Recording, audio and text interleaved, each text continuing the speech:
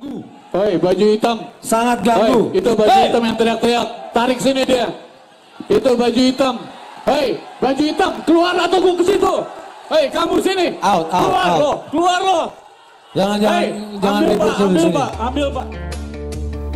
Fanatisme penggemar musisi baik solo artis maupun grup band di Indonesia sangat menarik untuk dibahas.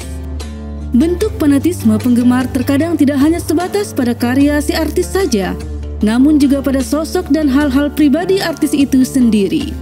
Yang berbahaya, para penggemar bahkan juga meniru gaya dandan, tingkah laku hingga kebiasaan si artis. Itulah mengapa menjadi public figure mempunyai tanggung jawab yang besar, karena selain jadi sorotan, segala bentuk yang dilakukannya akan menjadi contoh bagi penggemarnya. Menurut pengamatan IPM, ada beberapa kelompok penggemar yang terbilang besar dan bisa dikatakan tidak diragukan fanatismenya. Berikut kita ulas satu persatu. OI.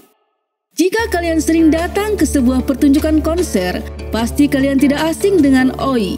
Ya, karena bendera OI selalu ada pada gelaran konser apapun di negeri ini, meski Iwan Fals tidak tampil di situ.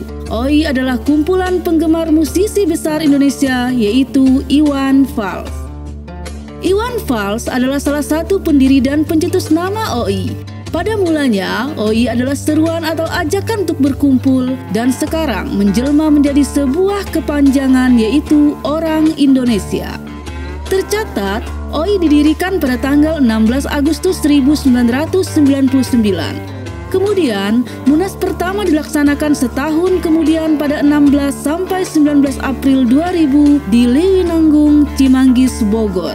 Lebih dari 1.000 orang menghadiri Munas perdana itu dari berbagai provinsi di Indonesia. Sampai saat ini, OI sudah terbentuk di sekitar 120 kota di seluruh Indonesia. Bisa disebut OI adalah fans klub raksasa di negeri ini. Seperti halnya organisasi lain, OI mempunyai struktur kepengurusan dari tingkat nasional sampai dengan tingkat akar rumput. Organisasi ini tidak sekedar berkumpul dan mengagumi Iwan Fals, namun aktif gerakan pada isu-isu penting di tengah masyarakat termasuk lingkungan. Pengaruh Iwan Fals memang sangat besar. Saking besarnya pengaruh Iwan Fals, majalah Time edisi 2012 sempat memasukkan Iwan sebagai Asian Heroes pada cover depan majalah ternama dunia tersebut. Memiliki penggemar dengan jumlah hampir 6 juta masyarakat Indonesia, membuat pelantun tembang bento mempunyai pengalaman menarik dan beragam yang membuat dirinya sendiri heran. Iwan Fals mengaku pernah didatangi langsung oleh penggemar fanatiknya ke rumah pribadi miliknya. Penggemar tersebut menyuruh sosok idolanya itu untuk menusuknya dengan pisau sebagai media penyembuh. Namun, ada hal yang disayangkan oleh penyanyi legend Indonesia ini, karena setelah berlangsung beberapa tahun kemudian, orang tersebut datang lagi dan meminta dirinya untuk menusuk kembali. Tak ayal, kejadian yang terulang tersebut membuat Iwan Fals marah besar dan mengajak penggemarnya tersebut untuk berkelahi, karena sudah mengganggu kesehatan keluarganya. Orang tua, pandanglah kami sebagai manusia. Kami bertanya, tolong kau jawab. Slankers. Sama halnya dengan OI, jika kalian mendatangi pertunjukan konser, bendera slang dipastikan selalu ada. Slankers adalah sebutan bagi fans slang, sedangkan secara spesifik ada lagi sebutan slanky, yaitu sebutan bagi fans slang kaum wanita, dan slang kids sebutan bagi usia anak-anak penggemar slang. Jumlah slankers di Indonesia memang sangatlah besar. Itulah yang membuat beberapa band atau musisi lain deg-degan setiap manggung bersamaan dengan slang. Beberapa band termasuk Gigi mengaku pernah dibuat tidak nyaman oleh ulah slankers. Memang tidak sampai rusuh dan memaksa turun panggung dalam penampilannya. Namun, Gigi mengaku pernah mendapati suasana penonton yang kesemuanya memilih duduk semua menyaksikan pertunjukan.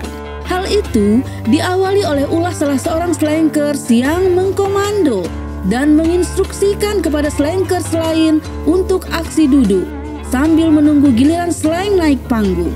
Tentu hal seperti itu membuat mental performer lain drop. Awalnya, slang sendiri kebingungan ingin memberikan nama apa yang cocok sebagai sebutan untuk para penggemarnya. Akhirnya, sang vokalis Kakak mengusulkan untuk menyebut penggemar slang dengan sebutan slanker. Pada slanker juga sering dibilang slankers yang berarti banyak. Sejak awal karir slang, memang base camp mereka di Jalan Potlot 3 Jakarta Selatan cukup terbuka bagi slankers yang datang dari seluruh Indonesia. Namun saat itu, belum ada wadah dan kegiatan yang pasti untuk mengarahkan para slankers ini. Hingga pada akhirnya, pada 1998, Ibunda Bim Bim yaitu Bunda Ipet yang bergerak sebagai manajer slang melakukan pengarahan. Tercetuslah ide Bunda untuk memberikan wadah untuk slankers yang sekarang diberi nama Slang Fans Club. Divisi Slang Fans Club pusat resmi berdiri sejak 2 Mei 2004 sebagai bagian dari manajemen Pulau Biru Production yang menaungi penggemar slang yang tergabung dalam wadah Slang Fans Club wilayah. Divisi Slang Fans Club Pusat berdiri dengan maksud menjembatani berdirinya Slang Fans Club wilayah sekaligus menampung kreativitas dan mengkoordinir kegiatan yang dilakukan slankers demi terciptanya sumber daya manusia yang produktif dan aktif. Pada setiap event slang, keamanan memang menjadi suatu hal yang sangat diperlukan. Maka, pada perkembangannya, Slang Fans Club diwajibkan untuk membuat satuan tugas untuk menjaga setiap pertunjukan slang. Dan akhirnya disebut sebagai Bidadari Penyelamat. Bidadari Penyelamat yang sudah terbentuk di beberapa cabang di Indonesia saat ini, pada perkembangannya tidak hanya diperuntukkan khusus kepada pengamanan slang semata, tapi juga dapat diperuntukkan sebagai keamanan event-event entertain yang lainnya. Bahkan, Slang Fans Club dan Bidadari Penyelamat turut berperan aktif di kegiatan sosial, terutama membantu korban bencana alam seperti gempa dan tsunami yang terjadi di Aceh, Yogyakarta, dan Pangandaran, serta bencana banjir Jakarta dan daerah lainnya.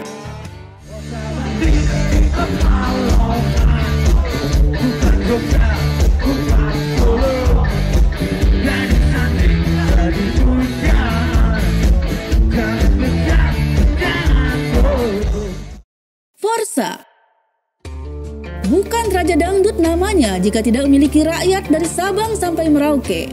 Ya, Rhoma Irama dan bandnya Soneta dikenal punya fanbase ikonik yang menamakan diri sebagai Forsa, Fans of Rhoma Irama dan Soneta. Forsa terbentuk sejak 2013. Forsa dijadikan wadah kumpulan penggemar Rhoma Irama yang memiliki banyak nama. Contohnya dulu dikenal ada Abri atau anak buah Rhoma Irama. Dan kini, Forsa bukan lagi sekadar komunitas, melainkan sudah berbentuk ormas yang memayungi semua fans sang raja dangdut, Rhoma Irama.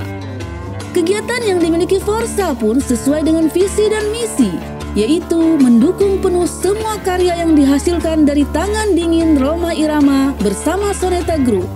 Forsa lebih menekankan silaturahmi, sebulan sekali melakukan pertemuan baik untuk mengadakan pengajian maupun arisan.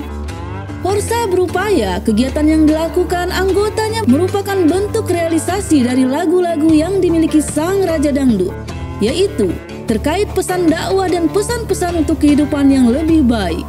Untuk itu, Forsa sangat mengecam kegiatan seni yang membawakan karya Rhoma dan Soneta dengan melanggar asusila dan mempertontonkan aksi pornografi.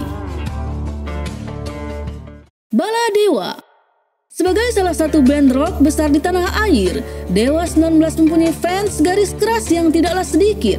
Sejak awal kemunculannya pada tahun 90-an, Dewa 19 terbukti masih memiliki banyak pendengar setia sampai sekarang. Bentuk militansi Baladewa, sebutan bagi fans Dewa 19, memang cukup dikenal di kancah permusikan Indonesia. Bisa kita lihat dari gelaran konser yang sering disuguhkan secara premium dengan harga tiket fantastis. Bahkan bisa kita sebut harga tiketnya sama mahalnya dengan tiket band luar negeri, namun selalu ludes terjual. Namun kalian yang mengaku Baladewa, tahukah sejarah penyebutan Baladewa? Menurut Wawan Juniarso, ex-drummer Dewa 19, awalnya pada proses recording album perdana Dewa 19, awak Dewa 19 sering numpang menginap di rumah salah satu kerabat Wawan di Jakarta yang terletak di Jalan Baladewa, Jakarta Pusat. Maka dari situ terucap sebutan untuk para penggemar menjadi Baladewa.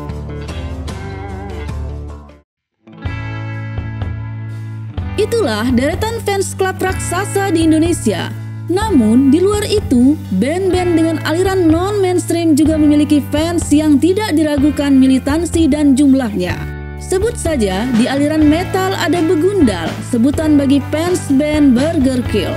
Kemudian, pada skena punk rock, Indonesia memiliki Superman is Dead yang memiliki jumlah fans yang sangat besar, yaitu Outsider bagi kaum pria dan Lady Rose bagi kaum wanita.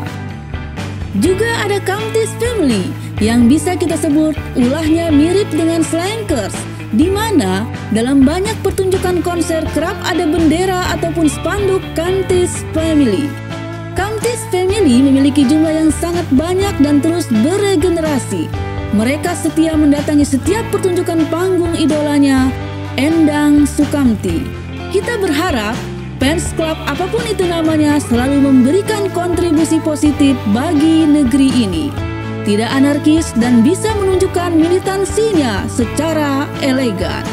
Demikian dan salam sehat musik Indonesia.